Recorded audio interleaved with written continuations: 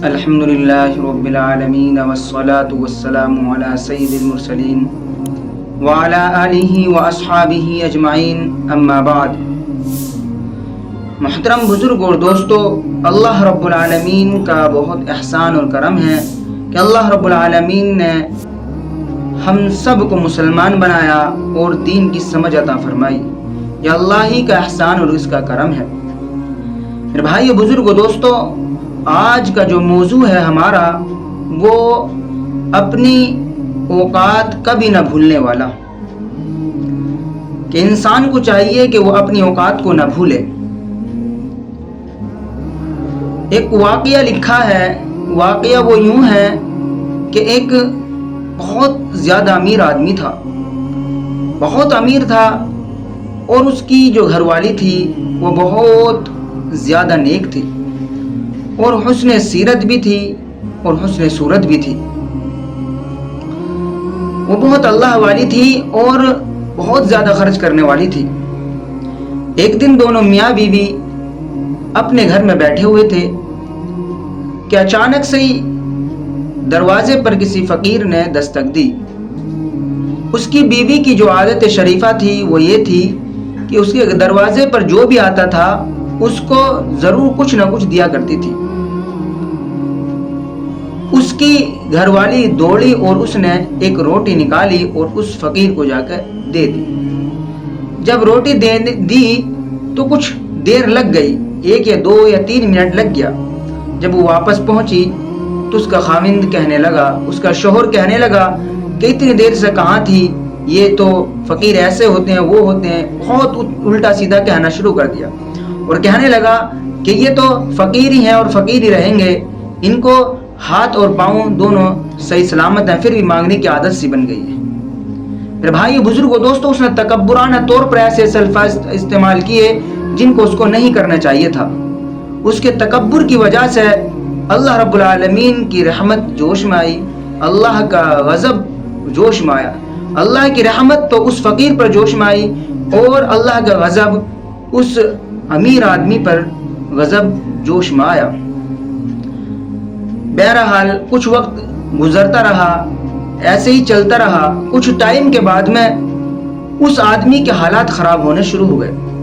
حالات اتنے خراب ہو گئے کہ اس کا جو بزنس تھا، اس کا جو کاروبار تھا، وہ ٹھپ ہونے لگا، یہاں تک کہ اس کے سارے کاروبار میں جو پیسے لگے ہوئے تھے وہ بھی سب ختم ہو گئے۔ ایک نوبت یہ آئی کہ اس کا مکان تک گرمی رکھا گیا، اس کا مکان تک بک گیا، اور وہ اتنا پھنس گیا، وہ کہنے لگا اپنی بیوی سے کہ میری طرف سے تم آزاد ہو، میں تمہیں طلاق دیتا ہوں، آپ جہاں چاہو اپنے گھر جاؤ، جانا چاہو چلی جاؤ۔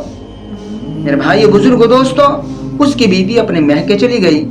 میکے میں کچھ ٹائم رہی، 1 سال 2 سال گزرا۔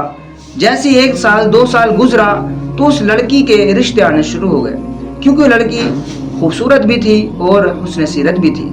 میرے بھائی بزرگ و دوستو، کچھ ٹائم کے بعد جب اس کے رشتے آنے شروع ہوئے، ایک امیر گھرانہ، بہت شاندار گھر، اس میں اس لڑکی کا رشتہ ہو گیا۔ جب اس گھر میں اس لڑکی کا رشتہ ہو گیا، شادی ہو گئی، نکاح ہو گیا، وہ پھر اپنے خاوند کے پاس بیٹھی ہوئی تھی، بات چیت کر رہے تھے دونوں۔ اس نے ایک آواز سنی کہ دروازے پر کوئی آواز دے رہا ہے۔ وہ دروازے پر گئی اور اس نے دیکھا کہ اس ایک آدمی ہے، وہ کھڑا ہوا ہے۔ وہ گئی اور اس نے کچھ لے جا کر دینا چاہا۔ جب اس نے وہاں جا کر دیکھا، دروازہ کھولا، دیکھا تو اس کا وہ شوہر تھا پہلا، جو اس کے نکاح میں تھا، جس کے وہ نکاح میں تھی۔ اس کی چیخ نکل گئی بہت زور سے اور بے ہوش ہو گئی۔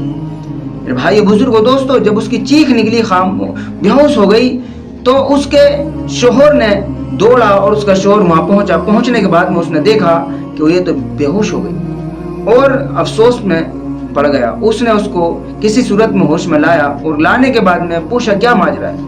بولے ماجرا یہ ہے، یہ جو شخص کھڑا ہے یہ میرا پہلا شوہر ہے۔